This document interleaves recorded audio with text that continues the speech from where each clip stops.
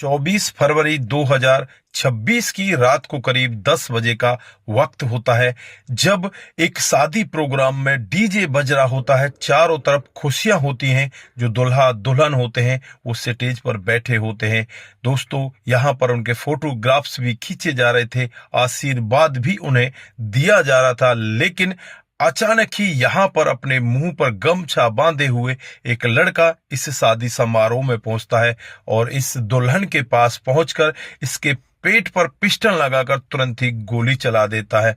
आनन फानन में ही वहां से वो फरार हो जाता है। दोस्तों, जब लड़की की सहेलियों को इस सब के बारे में पता चलता है तो लड़की की सहेलियां शोर मचाने लगती हैं और यहाँ पर फिर उस लड़की को वहां से उठाया जाता है। उठाकर नजदीकी जो हॉस्पिटल है उसमें भर्ती करा दिया जाता है। दोस्तों, उसके बाद जो यहाँ पर होता है कभी किसी ने सोचा भी नहीं था। आप लोग भी सोच रहे होंगे कि ये कहाँ का वाकया है, किसने ऐसा किया है। तो आइए आपको डिटेल से हम पूरा वाकया बताते हैं। दोस्तों, आप लोग देख रहे हैं एपीएच न्यूज राहुल रावत के साथ। आज की जो हकीकत की घटना आप लोगों को बताने जा रहा हूं, ये बिहार के बक्सर जिले के अंदर एक मुसफ्फिल थाना क्षेत्र है और उसी के अंतर्गत एक चौसा गांव पड़ता है। दोस्तों, यहाँ पर ननजी मल्ला नाम का व्यक्ति, जिसकी बेटी आरती, जिसकी उम्र 24 साल होती है, उसकी 24 फरवरी 2026 को शादी होती है और शादी के लिए यहाँ पर सारी तैयारियां कर दी गई होती हैं।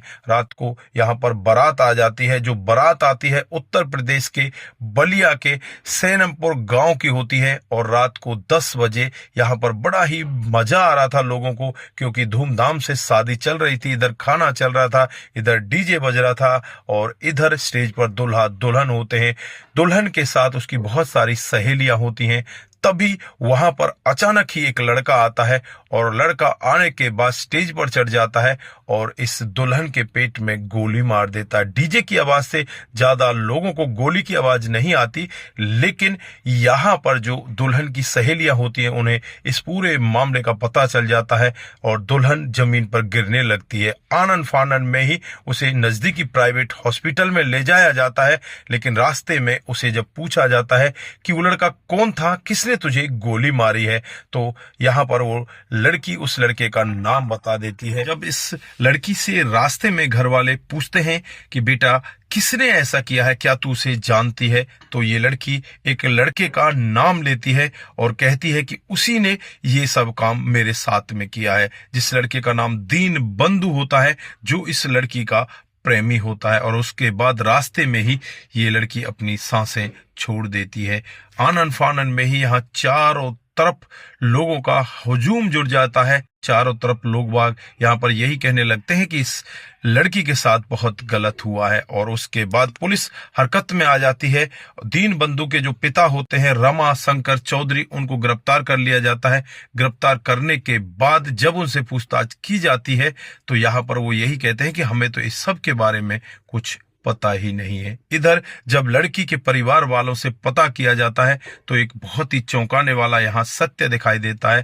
दोस्तों, दरअसल जो ये लड़की होती है आरती, इसका प्रेमी ये दीन बंधु होता है, लेकिन इन दोनों की जाति अलग होती है। 1 साल पहले भी यहाँ पर इस लड़की की सगाई हुई थी, लेकिन उसके साथ ये दीन बंधु ही इस सगाई को तोड़वा देता है और फिर यहाँ पर ये लड़की ऐसे ही रहने लगती है। धीरे धीरे कामकाज चलता है। माता पिता इस लड़की को उस लड़के के साथ मिलने से मना कर देते हैं। ये लड़की यहाँ पर हिम्मत नहीं जुटा पाती कि वो अपने प्रेमी के साथ जा सके, वो अपने घर वालों के साथ ही रहना चाहती है और फिर यहाँ पर उसकी शादी तय कर दी जाती है। दोस्तों, जब शादी इसकी तय होती है उसके बाद से ही ये दीन बंधु उन लोगों को डराने लगता है, धमकाने लगता है, लेकिन यहाँ पर ये लोग डरने धमकने वाले नहीं होते और लोग जरा सा भी नहीं डरते और फिर यहाँ पर पूरी शादियों की तैयारियों में लग जाते हैं और फिर 24 फरवरी को ये बारात लेकर वहां पहुंच जाते हैं। लेकिन यहाँ पर जो होता है कभी किसी ने सोचा भी नहीं था। एक लड़की इस दुनिया को छोड़कर बड़ी ही बेरहमी के साथ विदा हो जाती है। दोस्तों, फिलहाल यहाँ पर रमा शंकर चौधरी जो पिता हैं उनको गिरफ्तार कर लिया गया है। यहाँ पर बेटे को हिदायत दी जा रही है कि जल्द से जल्द वो अपने आप को पुलिस के हवाले कर दे, नहीं तो उसके पिता को नहीं छोड़ा जाएगा। दोस्तों, आगे इसमें होने वाला क्या है वो तो भविष्य के गर्भ में छुपा हुआ है, लेकिन फिलहाल यहाँ पर एक लड़की की मौत हो जाती है। आप लोग यहाँ पर क्या कहना चाहते हैं? क्या यहाँ पर जो दीन बंधु प्रेमी ने किया था वो सही था या गलत था? आपकी जो भी राय है एक बार कमेंट बॉक्स में जरूर दीजिएगा। आज के लिए बस इतना ही, फिर मिलते हैं किसी नए मोड के साथ। तब तक के लिए आप अपना ख्याल रखें, परिवार का ख्याल रखें, सतर्क रहें, सावधान रहें, रिश्तों की अहमियत को जरूर समझें। नमस्कार, जय हिंद,